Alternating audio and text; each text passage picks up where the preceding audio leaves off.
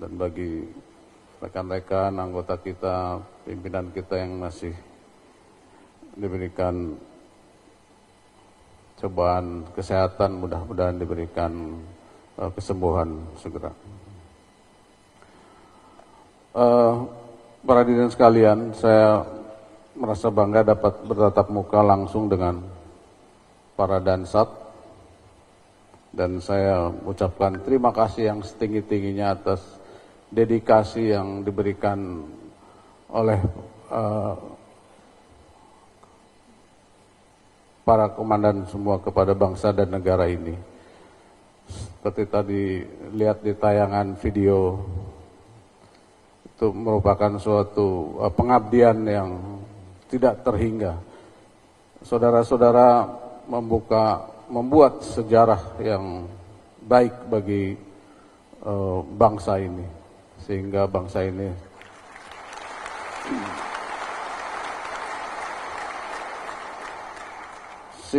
ini bisa berjalan dengan aman, tertib, mulai dari kegiatan pemilu sampai dengan pelantikan presiden yang terpilih, kemudian juga pilkada serentak, semua bisa dilaksanakan dengan baik, sinergitas dengan kementerian lembaga lain juga berjalan dengan baik, lancar, dan saya lihat semua berjalan dengan baik. Terima kasih. Kemudian pertemuan kita pada hari ini juga merupakan momen yang penting dalam memberikan arahan kepada seluruh jajaran TNI untuk dapat menyatukan pola pikir, pola tindak kita yang satu, yang tujuannya yaitu untuk TNI lebih baik. Mulai dari bidang intelijen, mulai tahun kemarin pejabat intelijen itu harus punya kemampuan Intelstrat. Alhamdulillah, terima kasih Kabais punya anggaran crash program, sehingga adik-adik kita yang menjabat Asintel di Kodam, di jajaran angkatan lain pun kita berikan pendidikan Intelstrat. Rekan-rekan, dengan perkembangan geopolitik, jadi tidak hanya berpikir ke dalam saja. Dan nanti tahun ini pun kita akan lanjutkan untuk crash program tersebut. Kabais, masih sanggup ya?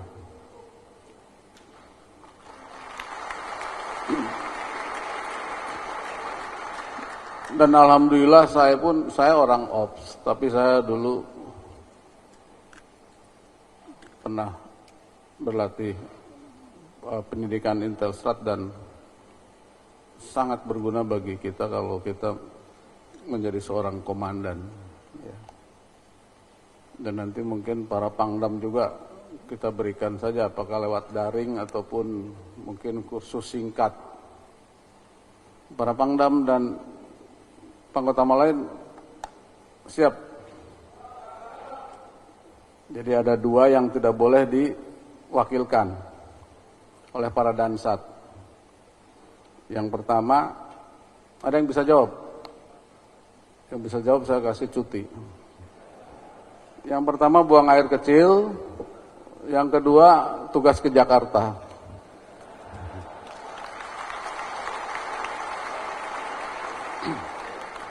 Kapan nih rapim? Kalau perlu rapim tiap bulan katanya. Sengaja kita ambil rapimnya hari Jumat, hari Kamis gitu supaya bisa pulangnya Senin pagi kan. Koordinatornya dari BAIS, jadi tidak masing-masing. Kemudian di bidang Ops, terima kasih Panggogapilhan, para Panggogapilhan, sehingga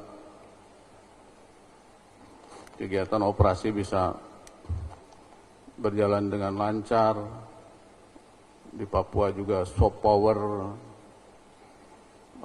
operasi teritorial dengan dalam rangka perbantuan kepada masyarakat yang terpencil sudah dilakukan. Saya lihat sendiri bahwa sangat susah dengan medan Papua seperti itu.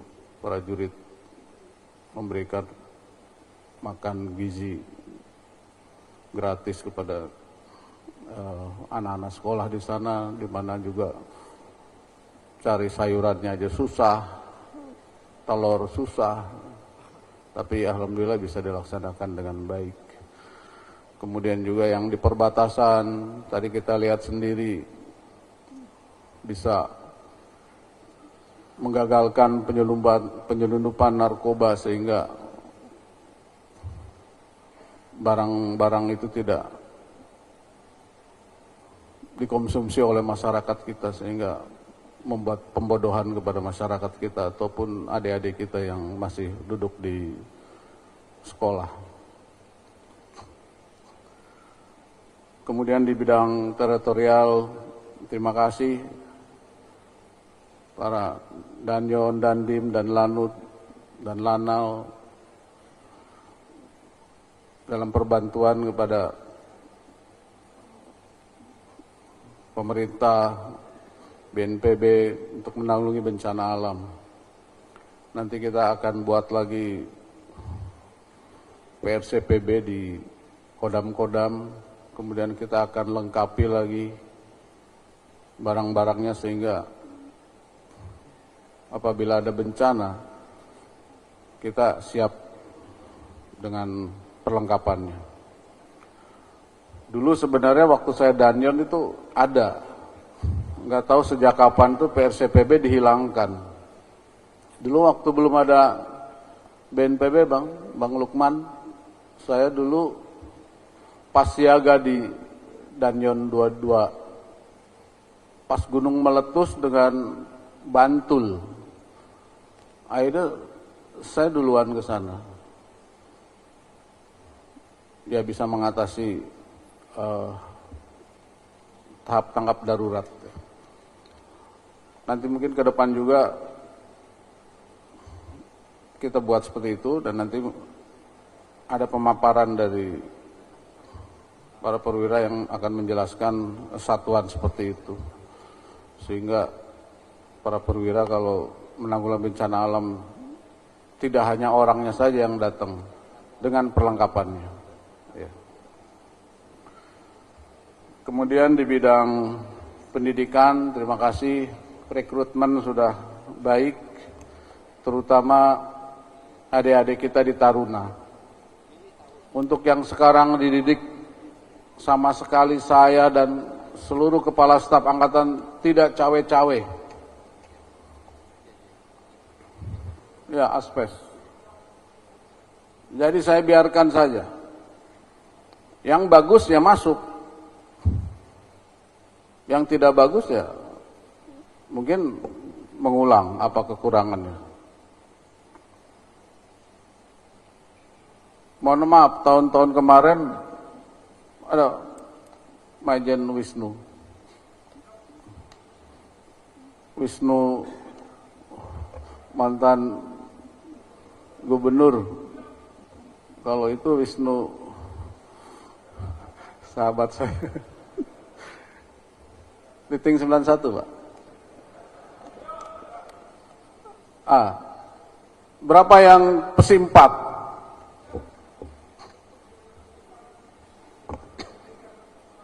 Berapa? Bayangin para perwira, masuk Akmil masih ada yang pesinya 70 orang. Apa nggak pusing gubernur? Kalau ada ujian dikasih kisi-kisi hair. Kisi-kisinya dikasihin. Hair juga. Pesi 4 kok, gimana? Tama Bintar aja pesi 4 nggak masuk, Pak. Saya nggak boleh masuk sama para kas angkatan. Nah, karena kita terlalu banyak intervensi. Nah makanya kalau anak-anak kita mau dijadikan tentara, ya disiapkan. Nggak ada anaknya angkatan darat, masuk angkatan darat, sekarang nggak ada. Bahkan ada polisi masuk angkatan darat masuk AU. Ya sesuaikan dengan psikologinya. Kalau nggak nanti feel-nya nggak ada, Pak.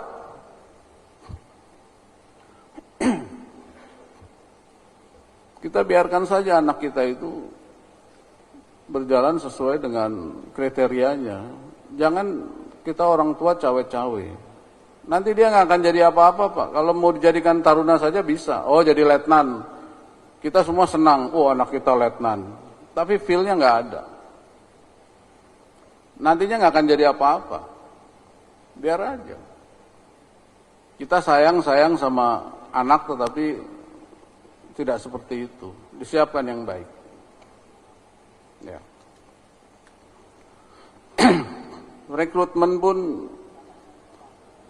di beberapa satuan itu ada prioritas. Misalnya, kalau Akmil kan memang disiapkan, akademi disiapkan untuk seorang komandan.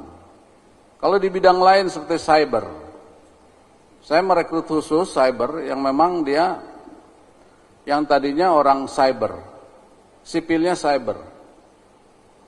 Kita jadikan jadi tentara. Dia punya kemampuan cyber. Bukan tentara yang kita jadikan orang cyber, itu akan susah, Pak. Ya. Demikian juga dengan perwira PK.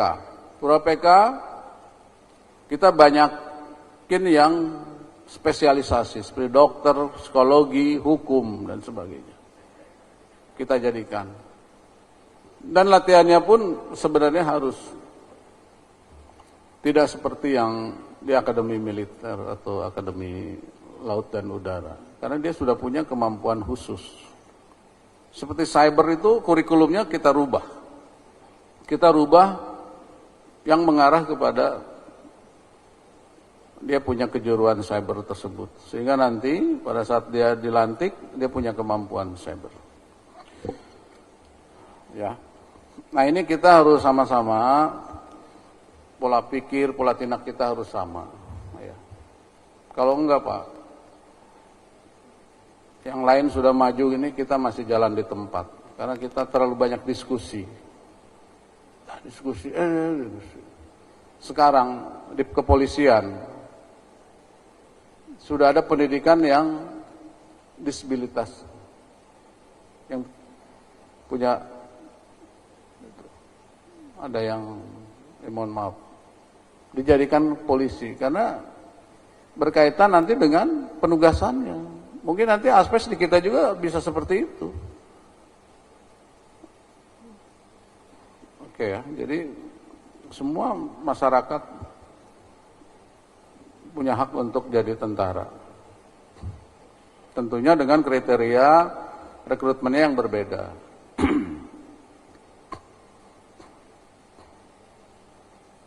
Kemudian masih di bidang op tadi itu. Keberhasilan-keberhasilan yang tadi saya sudah memberikan reward kepada mereka. Apabila yang berhasil di daerah operasi, di perbatasan, para Dansat jangan segan-segan memberikan pengajuan kepada kita untuk mungkin sekolah mendahului dari teman-temannya. Ya, pendidikan yang mayor mungkin seskoat, yang kolonel sesko TNI atau Lemhanas, anggota Tamtama jadi bintara jadi perwira secapa. Kalau bisa tuh yang pendidikan tuh orang berprestasi semua, Pak. Daripada setiap ada pendidikan sesko TNI, tiap hari saya di WA. Mohon izin temu. Saya alhamdulillah 2 kali saya dapat penghargaan. Waktu saya letnan, dapat tokoh, saya selapa dengan senior-senior 87.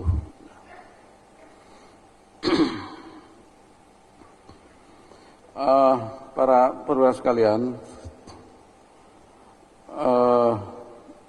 ucapan terima kasih juga kepada para Kepala Staf Angkatan yang sudah membantu saudara-saudara kita di Gaza.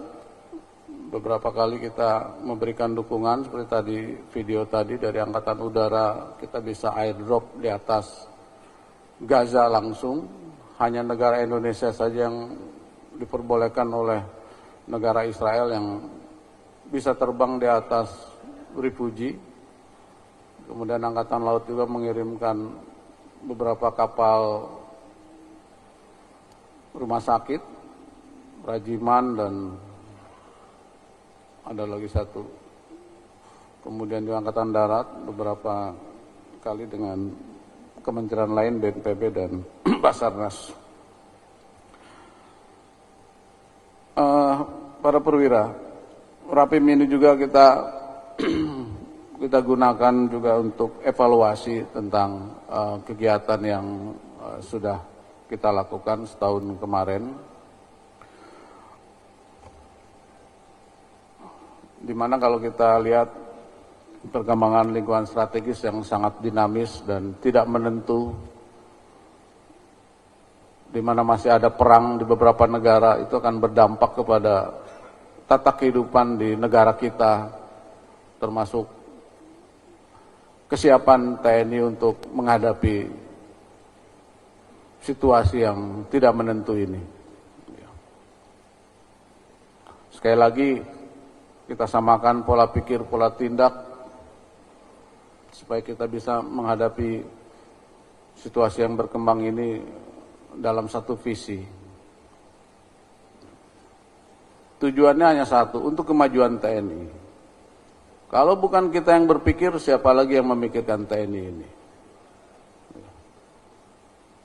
Sejak proses reformasi sampai dengan sekarang, dulu saya masih letnan, kita sudah tahu bahwa ini ada pelemahan kepada kita.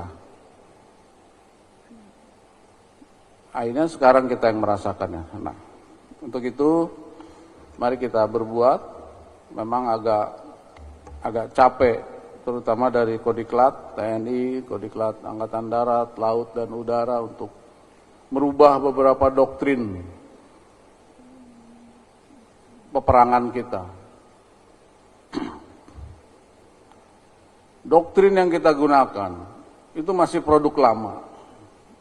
Sedangkan kemarin saya ke Australia, taktik infanteri 100% dirubah. 100%. Dan mereka merubah doktrin itu per 3 atau 5 tahun dirubah.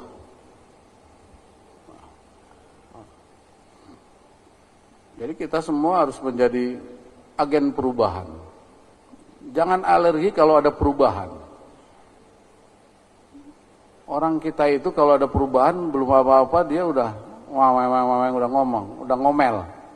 Apalagi kalau yang mau pensiun itu, apalagi ini. Kalau adik-adiknya punya ide tuh nggak suka. Jadi kita semuanya harus menjadi agen perubahan. Keluarkan ide-ide yang bagus sesuai dengan penugasan kita di lapangan.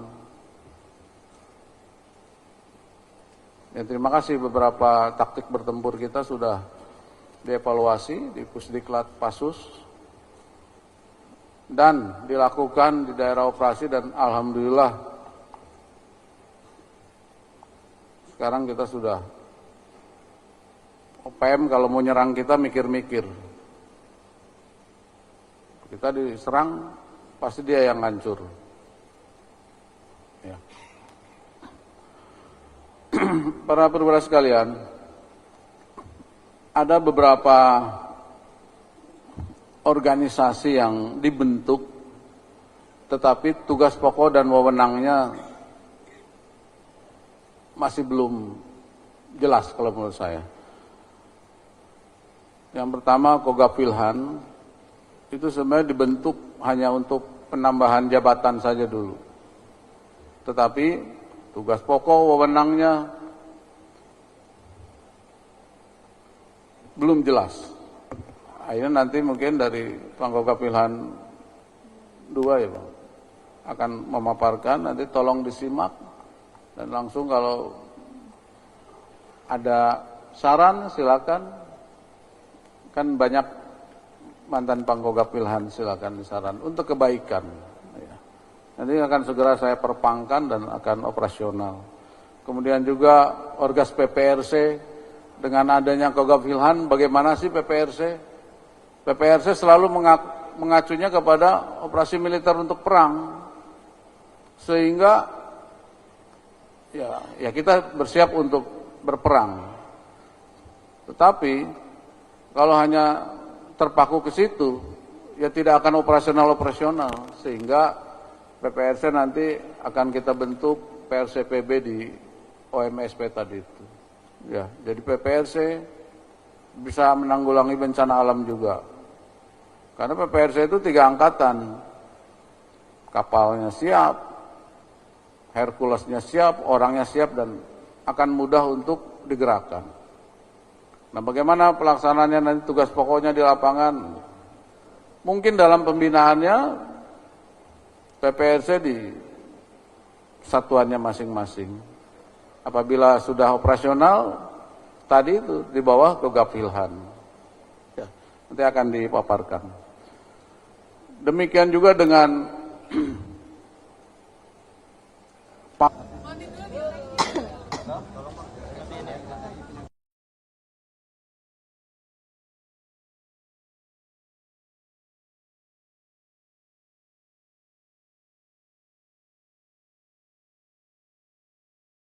kepada prajurit yang sudah melaksanakan tugas dengan baik, kemudian juga pelaksanaan operasi di Papua juga smart power sudah dilakukan dengan program-program dari pemerintah kita laksanakan sampai di daerah-daerah terpencil. Kita bisa memberikan bantuan di makan bergizi gratis yang dilakukan oleh para prajurit di lapangan, sehingga program pemerintah dapat berjalan dengan lancar. Kemudian juga di bidang personil, mulai rekrutmen kita taruna, kita dengan menggunakan standar yang baik, sehingga kita menghasilkan sumber daya manusia ke depan, calon-calon pemimpin di TNI akan lebih baik. Kemudian juga di bidang logistik, perlengkapan yang digunakan oleh TNI untuk mendukung pelaksanaan tugas-tugas kita evaluasi, kita lewat sistem button up. Jadi apa yang digunakan, apa yang dibutuhkan oleh prajurit, itu yang kita beli, sehingga anggaran yang diberikan oleh negara bisa efektif, efisien. Kemudian di bidang latihan juga kita sudah mulai merubah doktrin-doktrin kita yang operasional, seperti kita membuat satuan cyber di mana pasukan yang kita bentuk personilnya memang dari personil dari warga sipil yang sudah memiliki kemampuan cyber. Kita jadikan tentara. Tugasnya yaitu untuk membantu juga program pemerintah di bidang cyber yang sekarang sudah marak. Kemudian kita butuh juga dokter-dokter, kita ada pendidikan perwira PK, kita ambil spesialisasi dari universitas di kedokteran, kemudian yang punya kemampuan hukum, psikologi, sehingga TNI ini diisi oleh personil-personil yang selain kita didik untuk komandan, kita juga ada untuk staffing, untuk mendukung kegiatan pelaksanaan tugas militer. Demikian. Terima kasih. Izin Pak, saya Walda dari Antara. Perang TNI yang sudah terlalu lama dan harus diganti. Ya. Nah, boleh dijelaskan Pak, ini seperti apa sih Pak, dan proses penggantian dokter? Yang pertama, doktrin ya. Kalau doktrin itu berdasarkan perkembangan lingkungan strategis.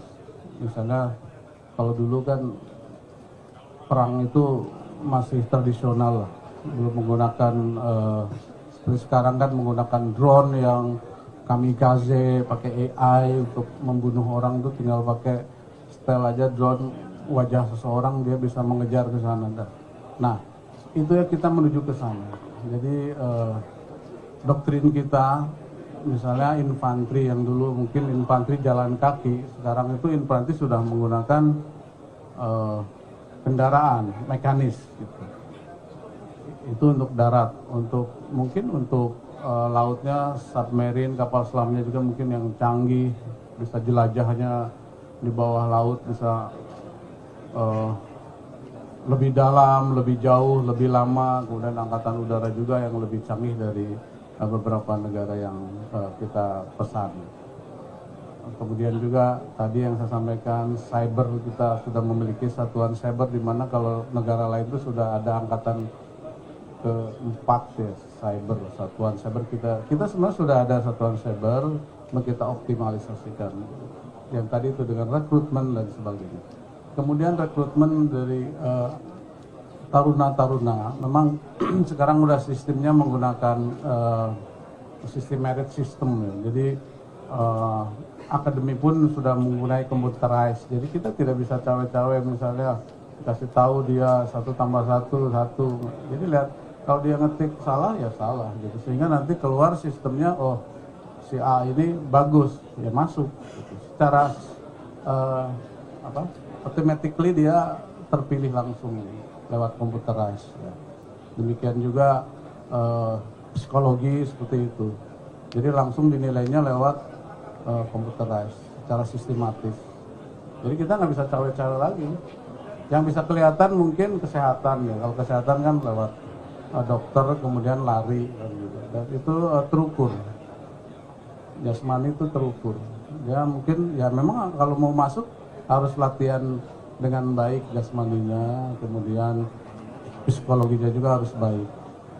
Izin Pak, saya Heru dari Radio El Sinta. Polri sudah itu dalam rangka untuk pelaksanaan tugasnya. Kita juga mungkin nanti kita akan adakan Pokja, evaluasi apakah TNI perlu juga disabilitas bisa masuk ke TNI. Tujuannya dalam rangka mendukung tugas pokok. Pak, izin Pak, saya Pak Habibie dari Merdeka Pak. Tadi kan sempat di video sempat kayak anggaran itu memang harus efektif, efisien. Mungkin dari pemerintah kan ada kebocoran 30%. Nah itu kita juga kena potongan di BPD ya, BPD. Perjalanan dinas yang memang tidak efektif sehingga seperti perjalanan dinas kalau rapat harus di sana, makanya sekarang kita buat ya misalnya rapat di Mabes aja lah, di Mabes masing-masing. Kemudian kalau mau peninjauan ke daerah latihan pun bisa lewat Pikon, kita harus ke sana gitu ya.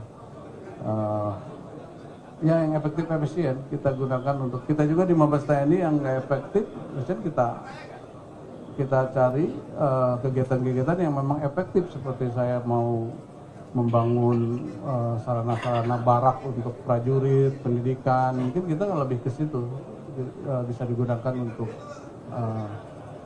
mendidik prajurit ataupun untuk kalau ada bencana alam bisa untuk barak siaga dan sebagainya. Untuk alutsistanya sendiri Pak, untuk perawatan dan alutsista tidak ada Pak ya? Siap. Izin Pak Panglima. Satu lagi Pak, terakhir Pak. Pak, kompas.com Pak, izin Pak.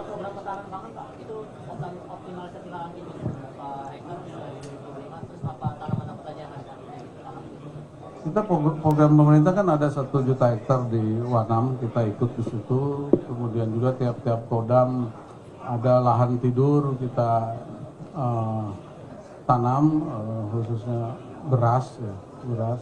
Dan juga kita sudah bersinergi kolaborasi dengan Kementerian Pertanian. Kemudian nanti kalau sudah pasca jualnya kita harus koordinasi juga dengan Bulog, sehingga kepastian hidup petani ini ada ya. Jadi ditanam, kemudian ada yang nampung dibeli di Bulog untuk cadangan nasional. Izin Pak Panglima, terakhir Pak, Serian dari kompas.com Pak. Ya. Ini Pak, tadi Bapak juga di Rapim juga memberikan pengarahan, kita tahu bersama bahwa Rapim ini juga bagian dari evaluasi Dari Terima kasih dari Kompas sudah menyatakan kalau TNI kepuasan masyarakat 94,2. Nah, itu akan kita pertahankan. Tadi saya bilang kalau prajurit yang berprestasi kita akan kasih reward, kita akan kasih sekolah mungkin mendahului dari teman-temannya, kemudian juga mungkin bisa melaksanakan operasi ke luar negeri, rewardnya seperti itu. Dan kalau yang melanggar seperti tadi itu ya kita kasih punishment. Ya, kita ada rotasi. Kita rotasi satuan-satuan yang dinilai baik. Biasanya satuan yang melaksanakan operasi di dalam negeri baik, dinyatakan baik, dia berhasil bisa melaksanakan tugas dengan baik, teritorialnya baik, itu akan kita berangkatkan ke UN. Oke, makasih ya.